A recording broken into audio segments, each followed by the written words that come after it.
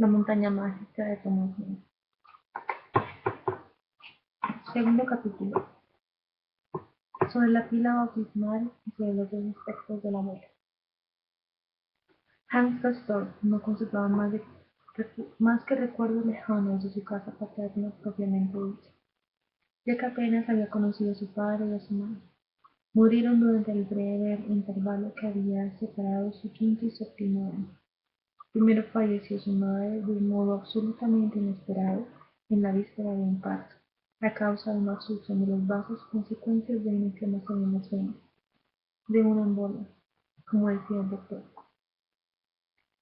Quedó paralizado completamente en su encadenamiento de su corazón. La madre acababa de reír, sentada en la cama, y se hubiera dicho que a fuerza de reír se había caído de espalda, pero lo que sucedió es que había muerto. Esto no era cosa fácil de comprender padre, para Hans Hermann Castorp, padre, y como sentía un gran cariño hacia su mujer y el hombre no era de una resistencia excepcional, no consiguió vencer aquel dolor. Su espíritu desde aquel momento se turbó y encogió, sumido en una especie de sopor.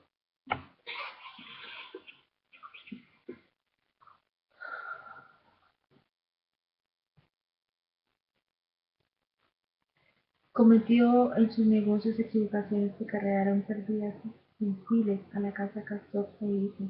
En la segunda primavera que siguió la muerte de su mujer contrajo una pulmonía durante una inspección que realizaban los depósitos del muelle a causa de las corrientes de aire del puerto. Y como su corazón fatigado no pudo demorar la intensa fiebre, falleció al cabo de 5 días, a pesar de todos los cuidados que el doctor le prodigió. De este modo fue unirse a su mujer, una ingente mesa, masa formada por conciudadanos y amigos, acompañó el cortejo fúnebre hasta el panteón de la familia de Castorp, que estaba muy bien situado en el cementerio de la iglesia de Santa Catalina, con vistas al jardín botánico.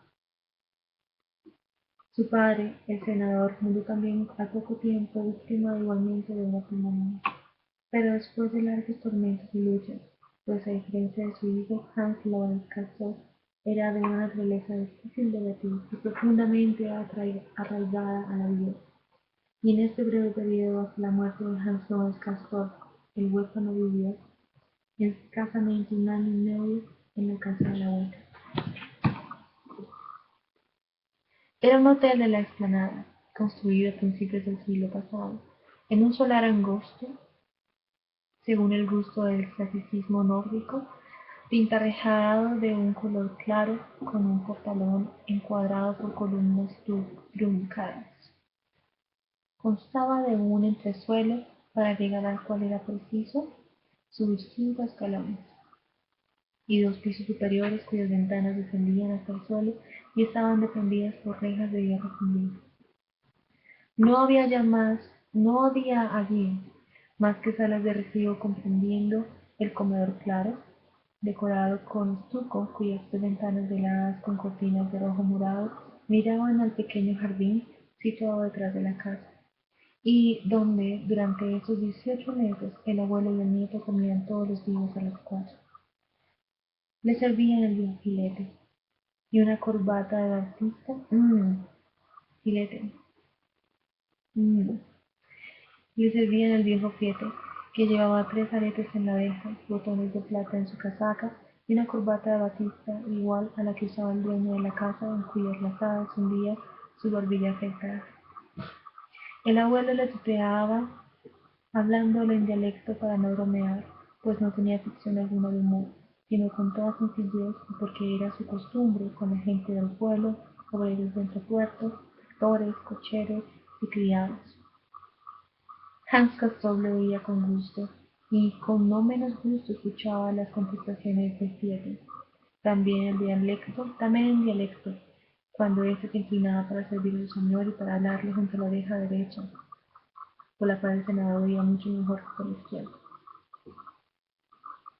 El anciano comprendía, se encogía de hombros y continuaba comiendo, muy tieso entre el alto respaldo de la caoba de su silla y la mesa apenas inclinando hacia el plato. Su nieto ante él contemplaba en silencio, con una atención profunda e inconsciente, los gestos breves y cuidados con la que las bellas manos blancas, delgadas y viejas del abuelo, con uñas abombadas y puntiagudas, que con una sortija de sello verde en el índice derecho preparaban a la punta del tenedor un pedacito de carne, de legumbres o de patata, para llevarlo a su boca con una ligera inclinación hacia adelante. San Castor miraba sus propias manos y se imaginaba su capacidad para manejar un día más adelante el cuchillo y el tenedor de la misma manera que su abuelo.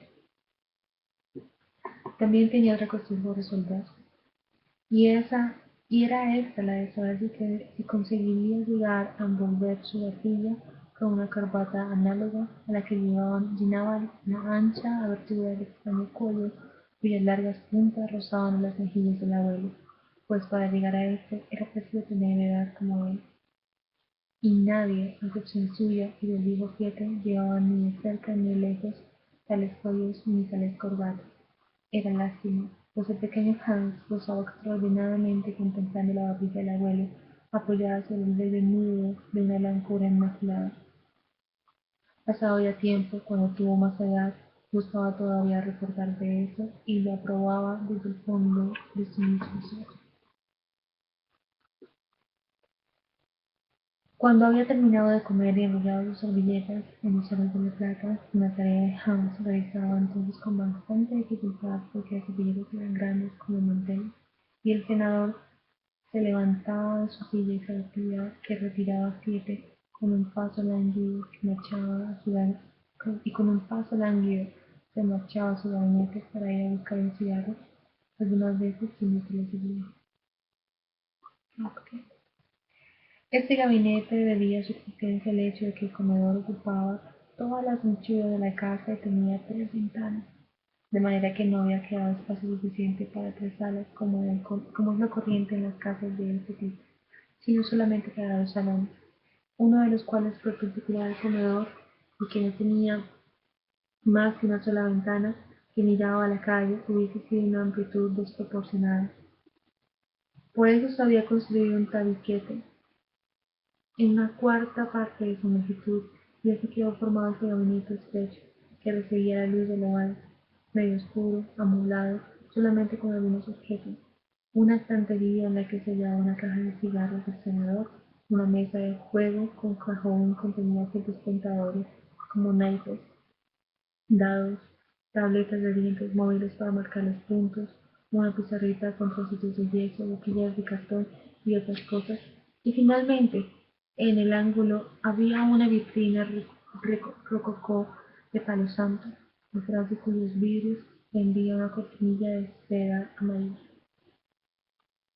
Abuelo, decía algunas veces el joven Hans, al entrar en el gabinete y poniéndose sobre la punta de los pies para acercarse a la oreja del anciano, enséñame si quieres la pila bautismal.